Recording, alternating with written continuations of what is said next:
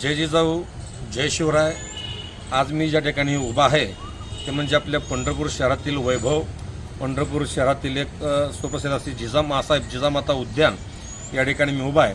ह्या जिजामाता उद्यानासाठी माननीय लोकप्रतिनिधी माननीय समानदादा अवताडे साहेब यांनी 3,80,00,000 रुपये खर्च म्हणजे निधी आणला होता। त्या निधीतून सर्वसामान्यांच्या पैशातून ही बाग आज या ठिकाणी गेल्या 6 महिन्यापूर्वी ही बाग या ठिकाणी उभी झालेली आहे, तयार झालेली आहे। पण ही बाग तयार झालेली असताना सुद्धा सर्वसामान्यांसाठी मात्र ही बाग अजूनही या ठिकाणी खुली करण्यात आलेली नाही। ही खूप मोठं दुर्दैव आहे। आणि अशातच नगरपालिकेच्या काही अधिकाऱ्यांनी काही लोकांचं ऐकून काल 10 फेब्रुवारी रोजी एका खाजगी कार्यक्रमासाठी नगरपालिकेची पावती घेतली न घेतली आम्हाला काही माहीत नाही, पण काल एका खाजगी कार्यक्रमासाठी या ठिकाणी चोळीच्या कार्यक्रमाला म्हणून ती बाग या ठिकाणी काल भाड्याने दिली।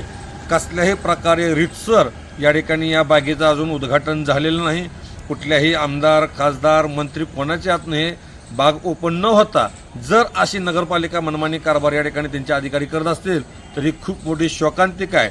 आणि येत्या 8 दिवसात यांनी ही बाग सर्वसामान्यांसाठी चालू करावी, अन्यथा मी स्वतः शिवक्रांती संघटना संस्थापक अध्यक्ष दत्तात्रय काळे आम्ही या बागेचे कुलप तोडून सर्वसामान्य लोकांसाठी या ठिकाणी आम्ही खुली करू।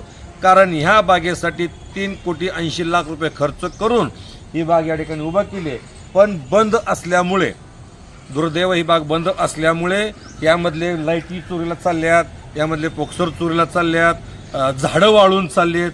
ह्याच्याकडे पूर्णपणे दुर्लक्ष नगर परिषद आणि ठेकेदाराचं आता या बागेकडे आहे।